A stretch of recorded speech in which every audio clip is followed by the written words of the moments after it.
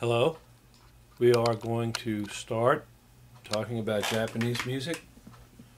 Whenever I get to this part in the class, I just want to say how exciting it is. It really is interesting because you learn more. Of course, I've had many years of doing this, and I hope to impart some of that excitement, that wonderful unexpectedness or just discovery when you recognize something in the humanity of it all. What connects me or us with people of Japan?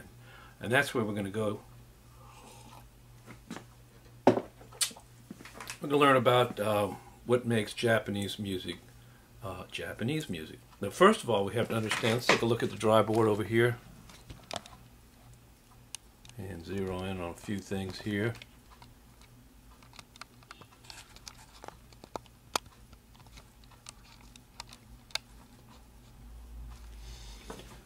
For one thing, the first thing your book talks about is how Japan, if you go to Japan, like we went and took a journey and we got off the airplane.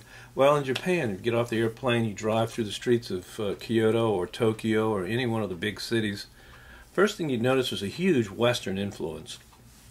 Of course, we know that the Japanese are big into technology, and they're very, very industrious and very innovative people. They're very homogeneous. There's not a lot of diversity in Japan, although they may think, well, you don't know Japan as well, and I don't.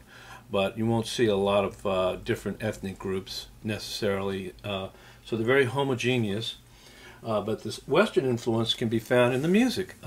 You'd hear a wide range of tastes: symphony orchestras, string quartets, jazz, rock groups, blues, bluegrass music, and even mariachi ensembles. So they're very eclectic. They take a lot of interest in the music of the world, music of our culture, Western culture.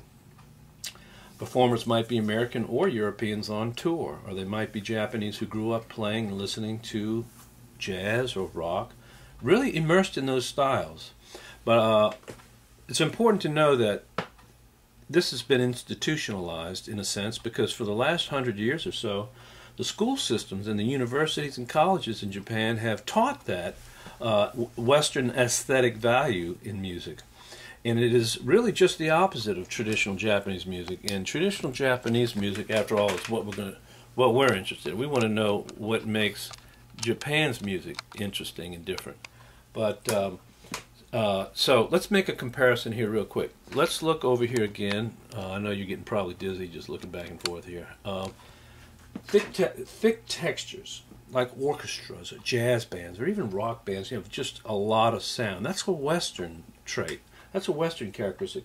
Harmony and chord progressions, especially the tonic and dominant relationship. When you have that tonic and dominant relationship, you're always hearing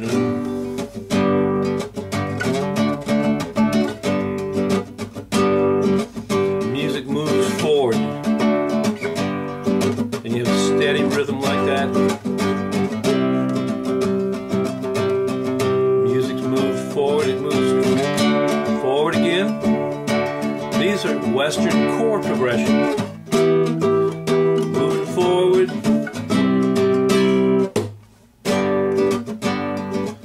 Now you have a static tonic chord, dominant chord, tonic. That's pretty simple harmony. Nothing complicated about that. It could be a rock progression, it could be bluegrass or country music.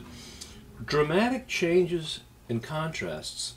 You heard some of the dramatic change and contrast, that music moving forward, then stop, and then continued again.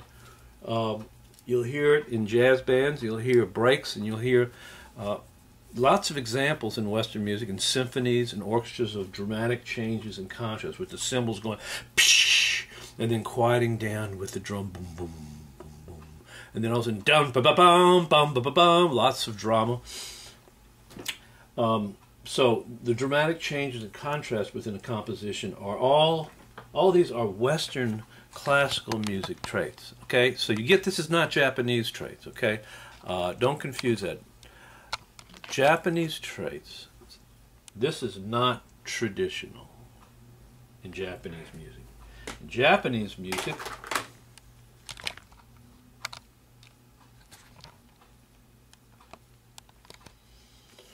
It should be seen as well as heard.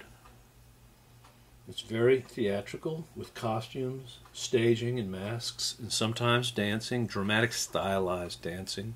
Might see a little bit of that.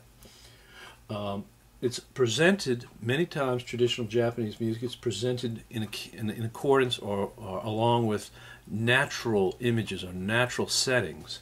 A courtyard with hanging, with a trellis, or with a tree, a willow tree that's hanging down, or a garden. So nature, ponds, rock gardens, something, a very quiescent setting for the music. Timbres, that is the instruments, are very delicate, light most of the time, and unblended. In other words, you're not playing all the instruments playing at once. Now, this is not true about gagaku. Gagaku is a little different. But for the most part, Japanese music is very delicate and unblended and percussive, varied, very different sounds coming through with the instruments. You can see I've listed some of the instruments down here. Let's take a look if you can see that. The koto, which I believe you see a picture on page 160, and they're dressing the women who are playing the instruments. There's a koto and a shamisen. The shamisen is an instrument that looks kind of like a square banjo with a neck, and you can see the picture of the koto, which lays on the floor. And traditionally, the women wear traditional Japanese frocks or clothes. What's the name of those robes that they wear?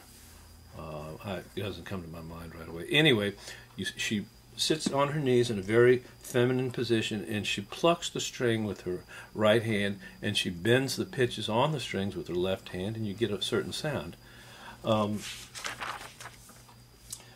Melody and timbre, the melody, the quality of the melody, often very simplistic pentatonic melodies. You heard the pentatonic scale, which is a gap scale.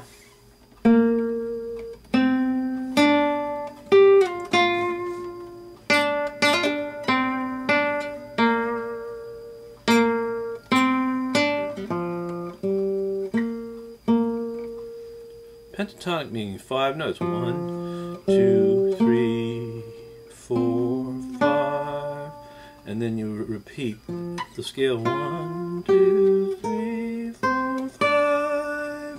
1, 2, 3, 4, 5. 1, 2, 3, 4, 5.